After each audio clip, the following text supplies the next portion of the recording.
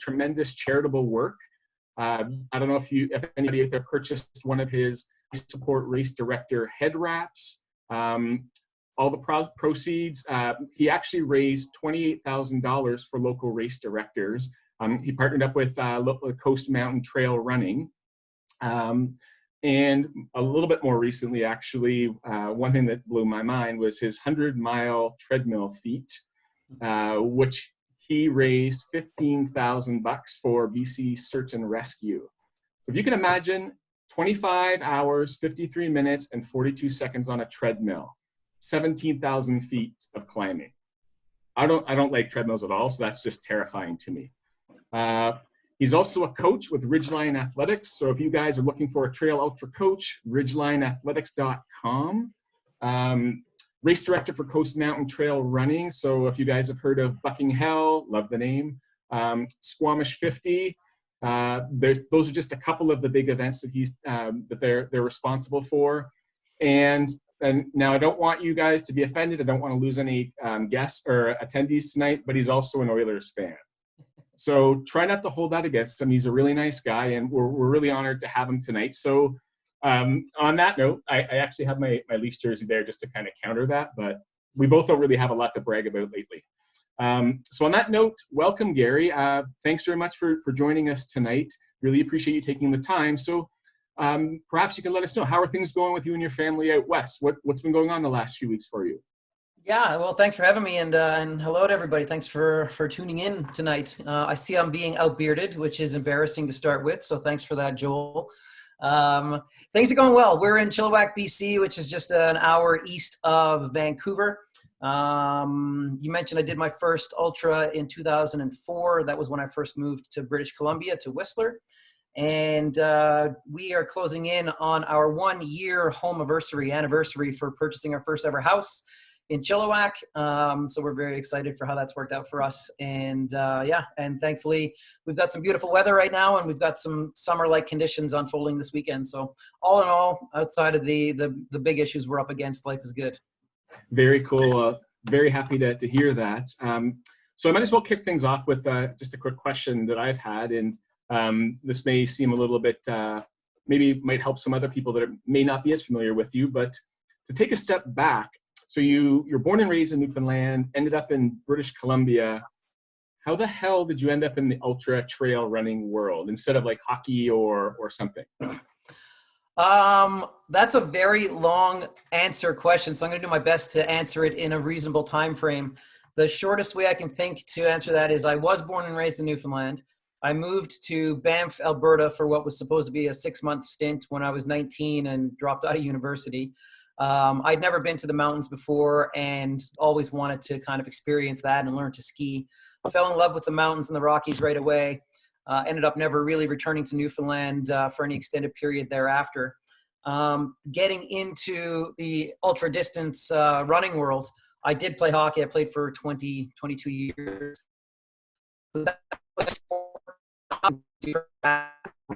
And honestly hated running. Still do sometimes when I'm on a treadmill, but hated running for most of my life. And it was only in my mid-20s, I wanted to do expedition racing, like Eco Challenge. So that's what I set out to do, was expedition style. That and training for that, doing mountain biking, running, trekking, kayaking. The running seemed to be the thing that came most natural to me and the most. So in 2004, I set down the path to try to finish an expedition race. In 2007, my team finally finished a full expedition.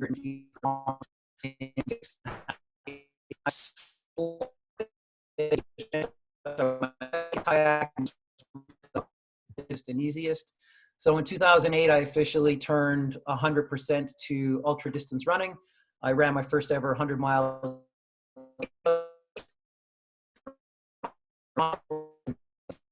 And it's been a fun 12-year journey, kind of pursuing almost exclusively ultra distance stuff since then. Oh, you're muted, Shane. You're muted. Shane. Thanks. Yeah. That was embarrassing. It's really cool to hear that firsthand from you. So on that note, we'll kick the questions off. Just as I mentioned at the beginning, if you have a question, please use the raise hand feature in the chat box. You'll see Cassandra's already asked, so she'll be going next with a question, and then we'll try to get to as many people. So basically, try to ask your question or put a little note there as quick as possible so we can get to you. Okay, guys? So up next is Cassandra. Go ahead, Cassandra. Hi, I'm just curious, when you go out training, do you like follow a certain path, or do you just go on an adventure in the trails? Like whenever I go out and I get, stuck in the forest, I just kind of go around. I mean, urban forest in Toronto, so nothing crazy, but I'm just kind of wondering if, you have a route or a distance, or you just kind of go off wherever. And yeah, no, it's a good question, and it's a bit of both. I need a certain amount of structure in my training, but I've also really thrived personally on more adventurous style running and training. So never getting to the point where it feels like a job or it feels like you're training just for training. I try to keep it as interesting and as fun as possible. So I do try to adventure as much as possible, and certainly through the winter months. I know it's I coach some people in Toronto. I know what you guys go through the winter, and on the coast here we have incessant rains. And I find that to motivate me to train properly through the winter, I sometimes pick mini missions for myself. So instead of focusing on doing a 2-hour run or a specific distance, I'll think I'm going to run to this specific destination from my house, or go somewhere specifically that gets me out the door and kind of distracts me from the fact that I'm going to be heading out into unfavorable conditions for an extended period of time. Excellent. Great question, Cassandra. Thanks very much. thanks. Up next is Lisa with 2 eyes. Go ahead, Lisa. All right, thanks. So Gary, I ran the Squamish 50 last year, and how can I train in Toronto for mountains? Because the climbing but more specifically the descent really beat me up. So how in Toronto, being a relatively flat place, what's a good advice for training for descent? Yeah, absolutely. That's one of the notorious elements of a race like the Squamish 50 is the descents really take it out of people that aren't able to train on similar terrain. And I do remember meeting you and seeing you at Squamish last year. So there's an interesting story from the Hurt 100. I think it was probably 2012. And there was a couple from Ontario that went to the Hurt 100. I don't know their names, unfortunately. I only met them briefly. But they finished and they did well for themselves. And I asked them how they trained for the unique technicality and stresses of Hurt in Toronto. And they told me that they basically went to the gym and did box stands and box jumps for hours at a time to condition their legs to withstand the pounding of the descents. Now, I'm not saying that's exactly what you should do, but it does mean that you do kind of have to get creative in your environment to replicate the eccentric stress that your quads will experience. And that's what takes it out of people. I see it every year with the race. It's the descent it's not the climb up Galactic that kills people. It's the descent down into Quest University. And it's a 1,000-meter descent. It's got long stretches of technical trails. And I see people start that climb looking great and finish that climb looking entirely smashed. And it's because they haven't been able to replicate the unique stress in their local environment. So I think you need to find a way to do some gym work and some strength training, squats and whatnot that will actually strengthen your quads for the impact of that. And then you have to prioritize as much as possible getting outside of your local area and driving as far as you need to get to a true mountain slope to do some repeats on as well. And we do see people from Toronto, from Ontario, from Flatlands having great success at our races. But you do need to train as much specifically as you can, and it means you have to be a little bit more creative with how you do that. So not just running mileage. Awesome question, Lisa. Thanks very much. Up next is Krista V. Go ahead, Krista. Hey, Shane. Hi, Gary. I really wanted to know, when it comes so far in a race and you're hurting, what do you think about? Do you have strategies to kind of get yourself out of your mind, or do you try to zone out? I want to know what's going on up here. So do I. It is a great question, and certainly as you pursue longer distances and longer events, I mentioned that I started from expedition racing, and those events took up to a week to complete. And I do 100 milers, not exclusively, but has been the distance that I've had the most success with. And those races are anywhere from 17 to 30 hours. And then you throw on the Barkley Marathons, which is 2.5 nonstop days. So when I first set out, I wanted to get to that mental breaking point to explore who I was and how I would keep going. And even as recently as my treadmill run 10 days ago, I was very much at a breaking point mentally in my garage, trying to keep myself moving.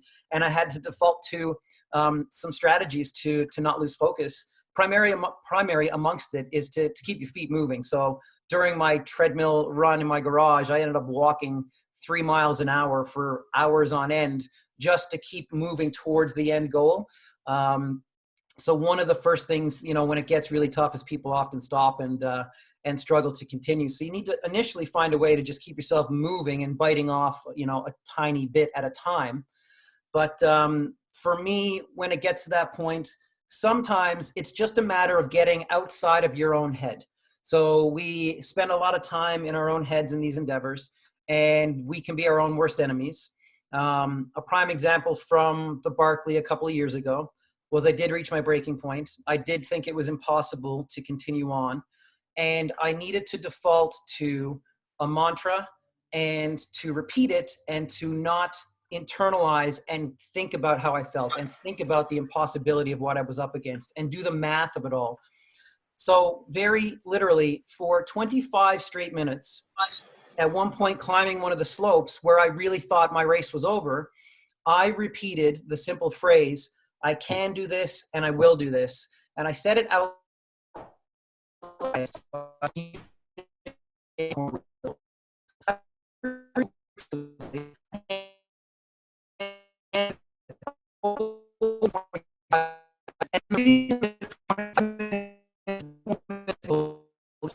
Sorry, Gary. It wasn't until I started to believe myself. Yep. Oh, sorry, just if you could repeat a little bit of what you just said a couple seconds ago, just to kind of cut out a bit. So when I was at my breaking point during the Barkley, I was externalizing, so giving myself a voice, creating a mantra, and then repeating it. And I said, I can do this and I will do this. And I said that until I believed it. And it took me over 20 minutes. And I'm not exaggerating. It wasn't 8 minutes that I'm calling 20. Think about repeating something to yourself for 20 straight minutes and how long that actually is. It took me more than 20 straight minutes of repeating those simple words to find my focus, to believe it was possible, till I got to the point where I could finally tell myself to shut up. I hear you. We can make this happen. So you need to simplify. You need to focus on a mantra of some sort. And you need to remind yourself that you can do it. And going into a race, it's good to have some idea of what that mantra might look like. But essentially, you just need to get out of your head and stop asking yourself how you're doing. Another thing I say to myself when I check in at mile 80, and if you ask yourself how you're doing, the answer is you feel like garbage. And I always say, well, that means you're doing it right. You're supposed to feel like garbage after, if you're doing your first 50K, you're supposed to feel like garbage after 30 or 35 kilometers. It's just how it is. So getting outside your head is a powerful thing. Great. Great question. Thanks very much, Krista. So it looks like we've got Martin. Go ahead, Martin.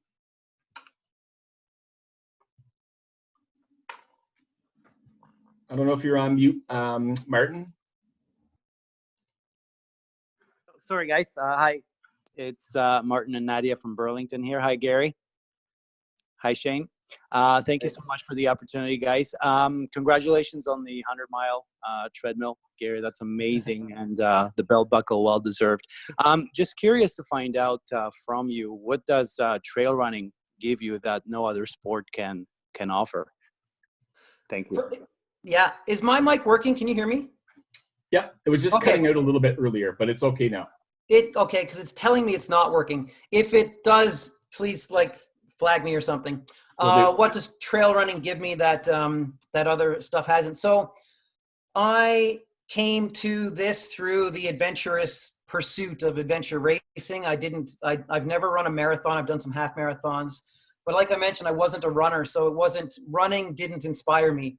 getting outside and getting onto the trails and into the mountains is what's always inspired me.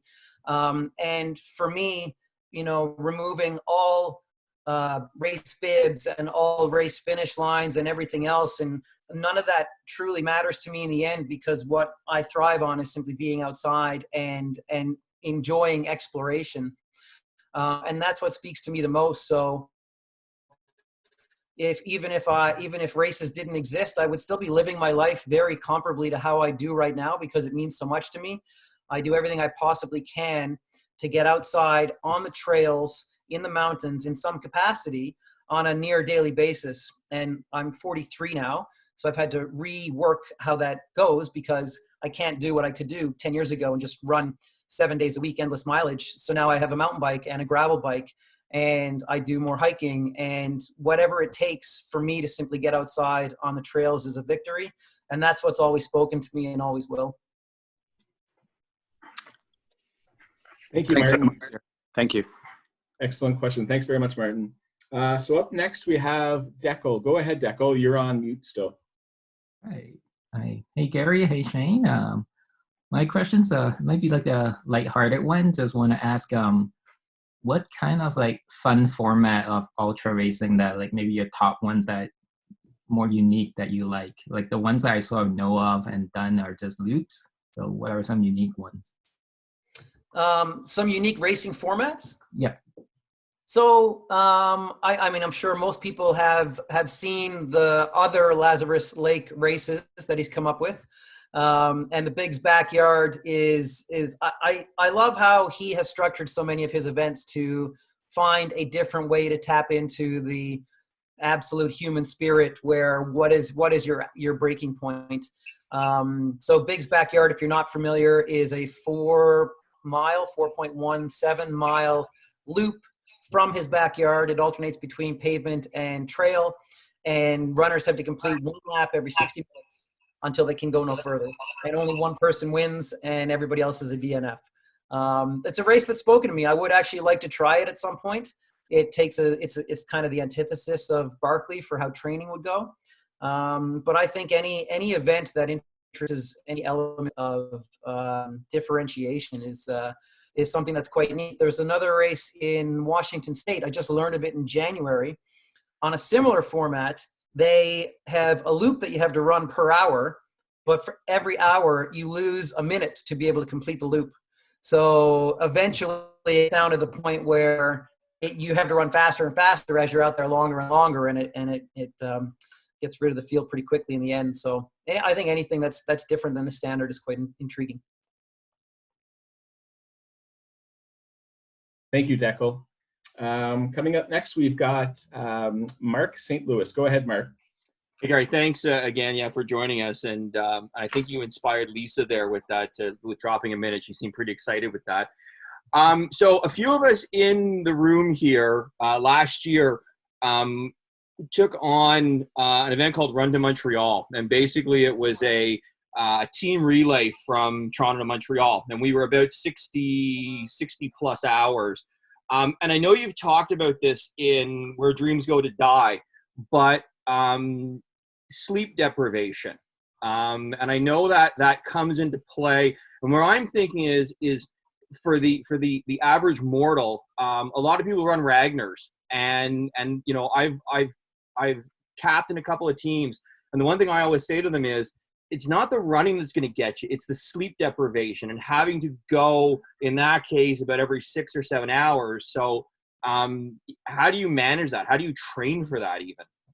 Yeah, sleep deprivation is an interesting one for sure. The reality is I haven't found any scientific report that says you can train for it properly to essentially establish that you will be better to perform under it.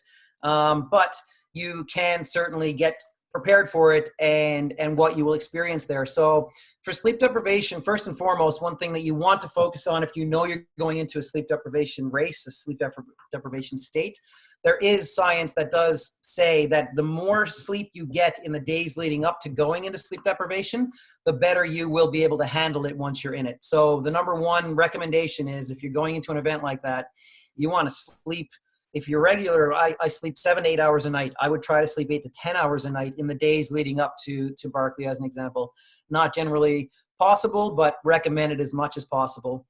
I do one overnight session in training as my last big workout before going into an event that's going to need sleep deprivation, simply to remind myself of my systems of getting through the night. So, and then that workout takes time to recover from. If you're not sleeping and you're going through the night, you don't recover just by sleeping a single day afterwards. You'll feel the effects of that workout for 72 to 96 hours after. But more importantly is staying awake at night.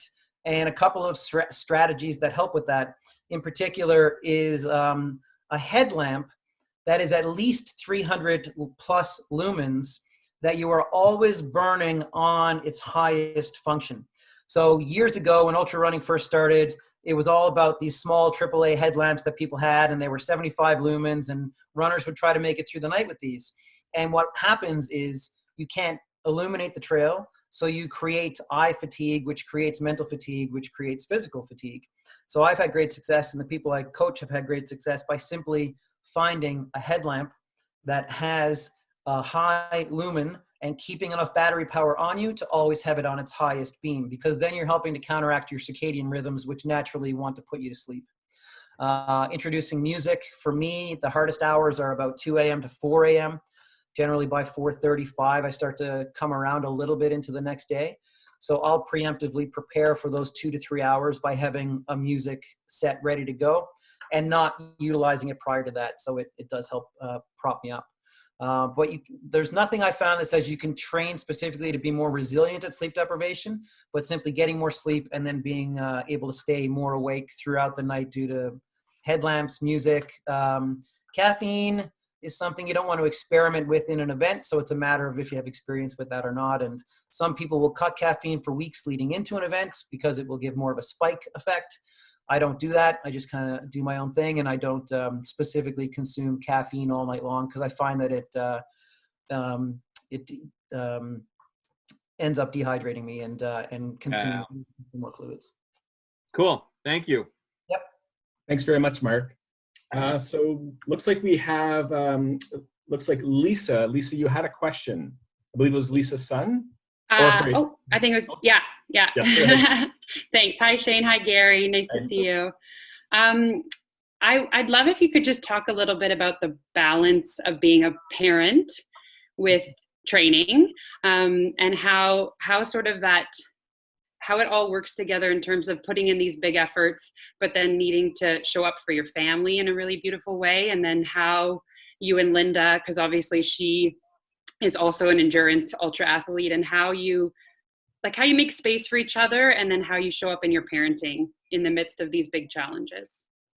Yeah, and thank you for asking that. I said earlier, I'm 43 now. I'll be 44 in November, and I can't do what I was doing when I was 35, 38 even. A big factor in that, a big variable, is having a child. Certainly as you get a little bit older, it becomes more complex to still train at the same level. But I have found so our son is 4.5 years old now. He'll be 5 in August. And through the first year of his life, I fought tooth and nail to do what I had always done, which was just run a lot of volume whenever I could.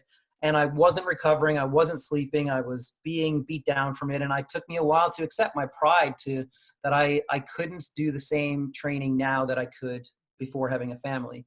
From the family side of things, you mentioned that my wife is also an ultra distance runner. And from the parenting perspective, certainly from day one, a big part of it is just simply communication and always cheering each other on and being each other's greatest cheerleader.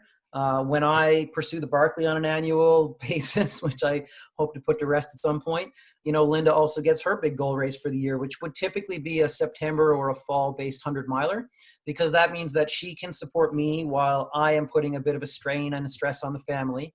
And then we can trade out in the summer months where I can help support her while she's getting her mileage in and pursuing her racing goals. So one thing I've had to accept is, I can't do 5 races a year. I can't race through the summer months. I have to really pick my season based on what I can handle and what generates the least amount of stress for my family. So even after the Barkley, we walk away from it in one way or another. My goal races will still be races that will typically happen between January and June. July, August, and September are tough months for me from race directing, but it's also going to be that time frame where Linda's going to have her goal race to pursue. But the biggest thing for us has really been communication and establishing a calendar. And that's the thing that it blows my mind when I look at our family calendar now. Is we used to just be those people who you would do your thing and you could crash out on the couch and take a nap and life was so easy. And for us to do what we want to do now, we have to structure each day with who's going to be where and who's going to do what. And thankfully we're making it work. But again, not being too proud to accept that I can't do the same things I could do prior to being a father. And the other thing finally with that is I get a lot of joy out of spending time with my son and my family. And I get just as much reward from going for a hike on the trails with them for an hour or 2 hours as I do on going on a solo run. So you also, your priorities change as well as you evolve as a person and do start a family. For sure. Thank you. Yeah. Thanks very much, Lisa. So up next, we have Leanne. Leanne, go ahead, please. Gary. Thank you so much for joining us. This has been really great. I have a question, especially right now with what's going on in the world, and it's looking like, 2020 might be off the race calendar entirely. Maybe you can talk about some of your other goals that you might be looking at that are non-race related. Like, I know previously you've gone for FKTs at Rainier. You and Jared Campbell have gone on mountain adventures. Is there something that you're looking at now with the prospect that 2020 is off the race calendar entirely? Yeah, I mean, certainly when things started to fall by the wayside, as we mentioned, I'm a race director. I direct 8 races, and we had to come to the hard decision in late March that we were canceling 6 of those. One remains potentially at the end of September, depending on what unfolds here. Pardon me. I went through a really tough month where I basically did my last training workout for Barkley overnight, came back the next morning, had to cancel that race that weekend, my future races. The Barkley wasn't happening. And I really struggled for a month to find any motivation to stick with things because what was the point? And I allowed myself to recover from that training block before then looking at, okay, well, this is going to be a unique year. There won't be, if there are any races, there will only be a few. What do I want to take away from this year that's going to make me content with the fact that I wasn't able to race, but I was still able to do things? And certainly one of them is for me is consistency. I've been injured as a runner for a couple of years. That 100-mile treadmill run I did 10 days ago is the longest I'd run in 2.5 years, and the first time I've covered an official 100-mile distance since 2017. So one of my goals ended up becoming stay consistent, work on my base, and ensure that when races do happen, I will be ready to capitalize and will be as fit as ever. But then beyond that, the motivation to pursue bigger things. I've really been looking locally for the most part at our local mountain ranges, things that are within short road tripping distances. And it doesn't need to be like a Wonderland Rainier attempt for me this year. I have a lot of things that have been speaking to me are kind of backyard projects that it'll be fun for me to be able to do something unique in my backyard in the summer where normally I'd be directing races and I really wouldn't have the time to pursue those. So I'm not looking at bigger projects right now or more well-known projects as much as I'm looking at backyard projects that are really speaking to me. And I mentioned earlier, we just moved to this town less than a year ago. We're at the northern tip of the North Cascade Mountains and have dozens of 2,500 meter peaks out our back door. So for me, when I'm looking up and seeing the snow start to melt off the mountains, I'm dreaming about how I can link up summits here in meaningful projects to me rather than something that might be well known. Thanks for your question, Leanne. That was excellent. So up next, we've got Matthew. Matthew, if you'd like to go ahead, please. Hi, Gary and Shane. Thanks for putting this together. Gary, your answer to Leanne's question, your adjuncts, basically answered my main question about finding motivation and things to do right now, being slightly injured and I'm kind of in like the worst shape I've been in a long time. So instead, I'd like to ask, what do you look for in like swag? Have you found like something that's really unique or interesting? Like, or do you have like a nice story about, you know, just like something that like comes nice from a race? Well, this is my office space, and then behind is my just like my desk space. One thing that's been meaningful for me is when Jared Campbell and I did the Nolan's project in Colorado, which is 14 consecutive 14,000 foot peaks.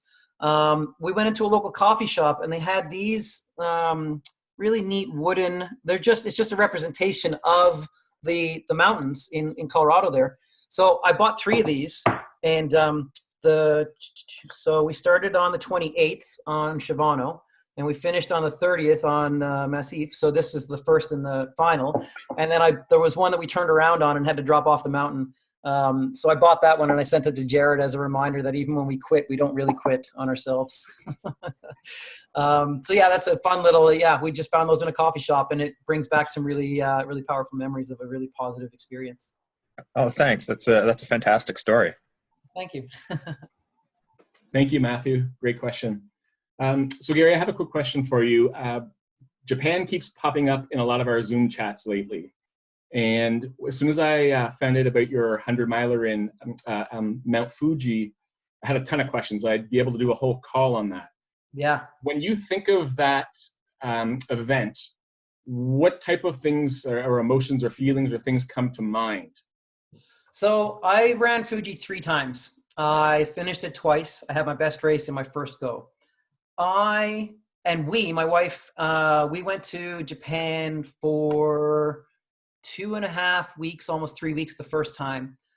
I've never in my life experienced a culture as wonderful and unique as Japan. And we're going to go back in ski season because I've always wanted to ski in Japan. I was a ski bum before I was a runner, so I've always had an affinity for wanting to ski in Japan. But the culture, the people, everything about it, I just couldn't recommend it enough, whether you're going for a race or not. And a prime example was I flew from Vancouver. I left my charging cable for my computer in the airport. And when I landed, I realized I'd made this mistake. And I asked around if there was somewhere that might sell the charging cable. Thankfully, it's Tokyo, so someone's going to have it. And I had instructions in my back pocket of how to get there. And I was close enough that I knew where I was going. And this piece of paper, I guess, had fallen out of my pocket on the road. And I was moving with hustle because it was at night. And I ran through a couple of yellow lights to get across crosswalks and eventually got to this electronics shop. And then I get this tap on my shoulder, and I turn around, and someone has the piece of paper, and he's holding it for me like this, like I've dropped a credit card in my wallet, and he just kind of bows down and is like, "I've been chasing you." He's basically sweating. He's like, "I've been chasing you for 10 minutes to give you your stupid piece of paper," and it meant nothing to me, but in that moment I was like, oh my God, I can't believe what this person has done. So I then treated it as though it was the instructions on how to find my long lost mother or something, to thank him profusely for what he had done. And we had a friend who was living in Japan for a few years as an engineer, and they're a cash-based culture. So he spotted us a bunch of Japanese cash when we got there, and it was equivalent of $500 US. And I said, well, how much should we feel comfortable carrying? Like if I lost my wallet, what's going to happen? He said, if you drop your wallet on the ground with $500 US in there, the first 5 people would argue over who's going to return it to you, because that's how it works there. And then you go with the history of everything. I honestly think if I was a younger man, I could spend years just exploring that country and that culture. And then finally, when I was on my way out after having done Fuji a couple of times, I asked my Japanese Solomon representative, what other races there were. He said there are over 800 trail races in Japan. So so UTMF is very famous, very worthwhile doing. And actually, it's one of the coolest trophies I've ever gotten. So I finished 4th in my first go. And if you see the rings here, it's from a tree that's 1,500 years old. So they personalized and then put the actual calligraphy on there. So it was like everything about the experience was super magical, and I couldn't say enough good things about Japan. If you're thinking about it, make it happen. That's awesome. Just confirms why it's number one on my bucket list. Yeah. Thanks very much, Gary. So it looks like we have Martin with another question. Go ahead, Martin, please. Thank you, guys. Thanks, Shane and Gary, once again. A couple of quick light questions. Number one, you mentioned music. Just curious to find out what's on the playlist for Gary during your training rounds or your races. And number two, favorite training or recovery food? Thanks. Well, the favorite training recovery food is easy. That's sushi. And where we live, we were in North Vancouver for 10 years. Again, we're in Chilliwack now, but in North Vancouver, it's one of the epicenters of the world for sushi. And Lonsdale is the main strip in North Vancouver, and it's essentially 23 blocks long. And in 23 blocks, there are 23 sushi restaurants. So you got everything from super cheap, affordable to high end. And we could have a takeout sushi dinner for our family for $20. So we used to live on sushi, period, but definitely my favorite recovery food. And music you asked about. So the go-tos that are always there, and this dates me as being a child of a teen of the 90s, Audio Slave and Rage Against the Machine are the music that I pop on if I really need to get moving. Tragically Hip is always in there somewhere. And then I'm just trying to stay up with the new stuff and anything that has a good beat to it to keep me going. But and I've also got, the top alternative hits of 1996, because apparently that was the best year of my life.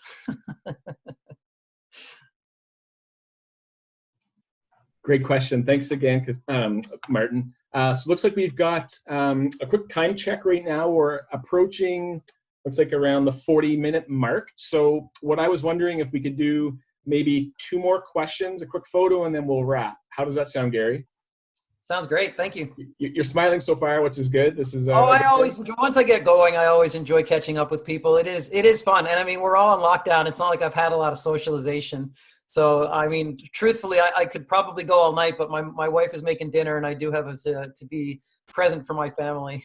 This is good. Leanne, my friend, actually was trying to get this call to be around 3 or 4 hours, and I didn't think it was a good idea tonight. We would have needed to tweak the fueling strategy in aid stations if that was the case.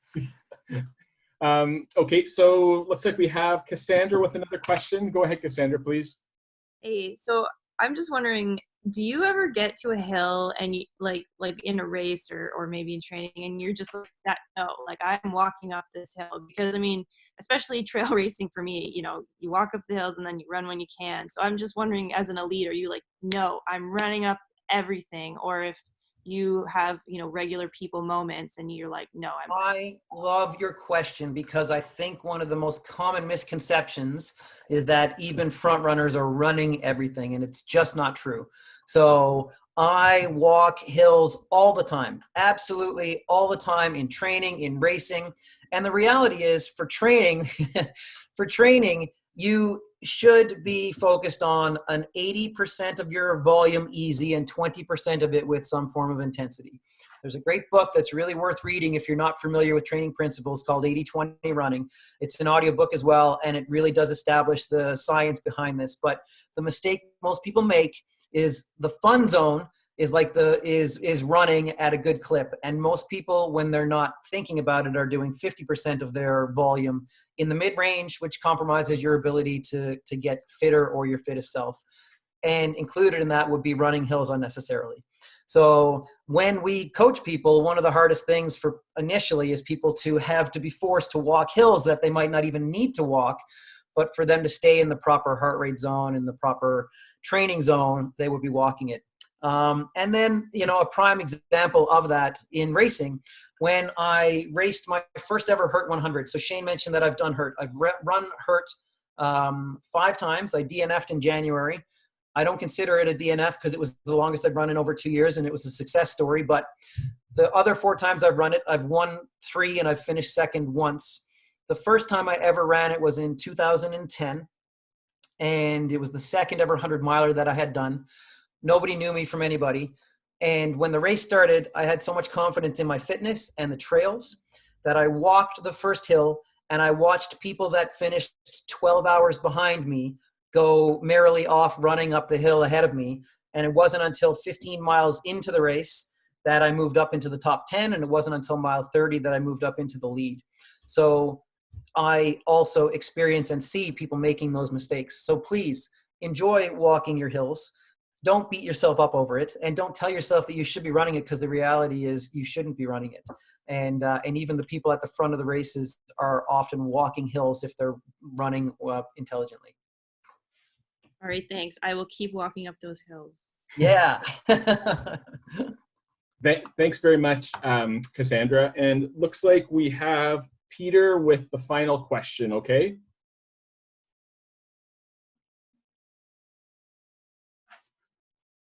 Ooh, there you go, Peter. You're off mute. Okay. Sorry, Gary. Just a quick question about injuries. I went through last year not having a good year because I was injured. So what, in your experience, what's worse, having a niggling injury that you're convinced that you can run through, or having the catastrophic injury that you know it's just derailed everything and it makes it ends all the questions and you know that you're shut down? So what's easier for you?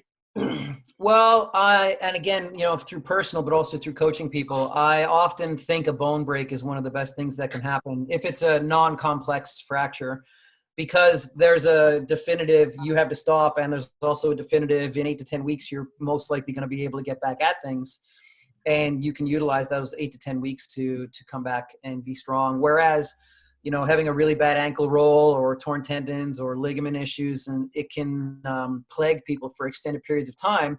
And it's really tough when you can run through something to convince yourself that the best thing for you is to not run. So certainly if you do have, the general rule of thumb we operate by is if something lasts longer than 2 weeks, it needs to be looked at. If it has lasted longer than a month, it's something that you really need to pay some attention to. I think one of the unfortunate things of the human body and the recovery process is you would think and hope that simply by not moving and aggravating an injury that it should just automatically get better over time. And unfortunately, most times that's not the case. It will just lay dormant and still be aggravated, and you'll still have an injury even if you just stop doing things for a month or two. So you need to be aggressive in treating injuries. Even things that you feel like you can run through, they're compromising what you can do at the level you can do it. And I'll draw out the last answer here right now with another personal anecdote. But my injuries over the last few years, I now know how this has unfolded in hindsight. And the reality is it all came from a single low-level injury that I ran through for 5 years that consistently made worse to a point where I had a foot injury. It was painful, but I could run through it. And I got through 2.5 or 3 years without it compromising too much of my results. But my foot started splaying to compensate for the injury. And over a period of 4 years, my left foot, which is a normal D width to begin with, went to a 4E width. And my arch started collapsing incorrectly. My hip started dropping. And I created these stress fracture issues that I've gone through, which was a stress fracture in the neck of my femur, followed by a sacral stress fracture, followed by an iliac bone stress reaction. And it was only after all of this that we could look at it holistically and realize that I spent years making the situation far worse, then was forced to miss 2 years figuring it out. And now I have a foot that doesn't track properly, and I literally have to tape my toes together to bring my fourth metatarsal into my third so that my foot hits the ground properly. So all of that to say, you may think that you are pushing through. The reality is you're probably making things worse, and it's just a matter of time before it does shut you down. So if you do have something that is bothering you for a lengthy period of time, I really recommend aggressively treating it and seeing people, whether it's chiro or physio or massage or ART or whatever treatment seems to work, and investing the time and finances to make sure that you can get yourself back to good again. Perfect. Thank you. Thanks very much, Peter. And sorry, Gary, Mark just had one quick thing to ask you. Well, okay, the book you mentioned, what was the name of it? 80-20 running, Matt Fitzgerald. Okay. And the last thing is, because we cannot close the night out without this, because so many among us here, well, mine isn't pandemic related, but many among us are growing pandemic beards. Any pro tips on the beard? I mean, we couldn't get through the night without talking about your beard. Pandemic hair on my head, even though I'm pretty much bald. But I'm doing this like a because beard my wife. care This is the truth. sponsorship? Hey, I stopped shaving my head, and then my wife hates it, so now I have to grow it just to like a. That's how the humor in our family works. It's an ongoing joke. So yeah, I noticed how many beards were in the chat room. I think the guys are looking pretty good here. If you've had the opportunity to do this, then stand strong. Don't turn back now. Do you have a preferred beard care product line that's looking to sponsor you or anything? Or I have a small pair of scissors, a brush, and Head and Shoulder shampoo, and that's yeah. I like the cheaper the better is my philosophy on just about anything. So that's my beard care kit right there. That's awesome. Awesome. Great question, Mark. Thanks very much. I'm currently suffering from beard envy just looking at Joel and you, Gary. And even and if you're in the itch phase, if you're in Jeff's the got a nice one. phase, it goes away. It's maddening for a short period of time, but it does go away. Awesome. Well, listen, if we could do one quick screen grab, obviously because of the amount of people on here, we're not going to be able to get everybody, but I've already got a few screen grabs throughout this. But just one is kind of like a keepsake from the evening. So on the count of 3, let's see something crazy. 1, 2, 3, crazy. Awesome. Well, on that note, guys, just wanted to thank everybody for coming out tonight. It was a really fun conversation and Q&A. Loved all your questions. And most importantly, Gary, thank you so much. I know you're a really busy guy. On top of all the stuff I mentioned, you're a tremendous family guy. And so I really appreciate you taking some time away from your family to answer some questions. You were amazing. A special thank you to Mark St. Louis for letting us, hooking us up with the Zoom for tonight. And my friend Brian Vale, he's a good buddy of mine who was kind enough to connect me with Gary. Listen, here's the reason we connected tonight. Brian Vale and I go back to '96 in Banff. Brian is 6'4" and a helicopter pilot. And when I was in Calgary for Where Dreams Go to Die a couple of years ago, he took me out and we ended up on a police chase. So he's the pilot for the police helicopter in Calgary. I puked while we could see the landing site on the way back. We were 60 seconds from landing and my guts came out because for 45 minutes we were chasing a truck on the highway and I was trying to be superhero in the back looking out the window to help out the police officer up front and made the mistake of like not focusing on being in a helicopter. So I owed it to Brian to connect with Shane to see everybody tonight. And I really appreciate everybody tuning in. It was great to connect with everybody. Very cool. I love the story and I have no idea how many beers I'm going to owe Brian. First of all, he can drink quite a bit. And yourself, Gary, I owe you a beer next time you're in Toronto. So on that note, guys, one quick thing to mention, next Wednesday, May 13th, we're back to the road world with Trevor Hoffbauer. Okay, so true runners, fast runners, not these people that walk up hills.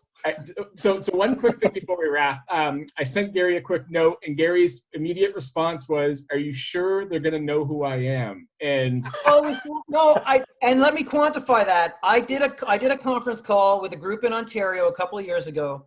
And it was a road running group, and I got asked questions on how to train for a 10K and my marathon time, and it just wasn't a connection. It wasn't a connection. So I didn't say, do they know who I am? I was trying to say, are you sure we have trail running, ultra running fans that we can connect with? And I'm not going to have to talk about things that I am not familiar with. I can't guide you through a marathon because I've never run one, but it was a pleasure to talk about everything else tonight. That's awesome.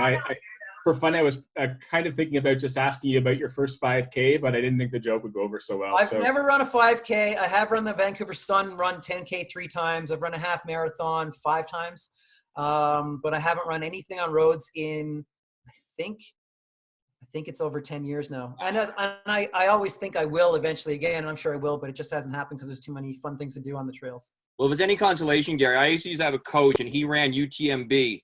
And he used to always tell us, like, he actually brought like trails and stuff into our marathon training stuff.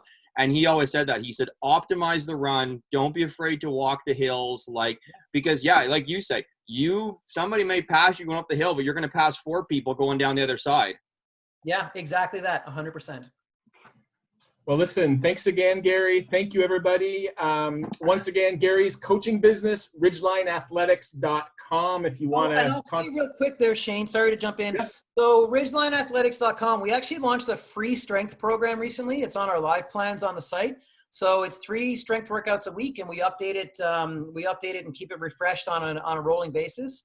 So if you're looking for something to get you motivated right now and you were thinking about doing some strength training as a runner, and you go on ridgelineathletics.com on the live plans page, you can sign up for free. It goes through Training Peaks, and then you can follow a 3-time per week strength training program, which may or may not get you motivated to do a bit more right now. Awesome. I'll keep that in mind once my beard actually gets a little bit fuller. There you go.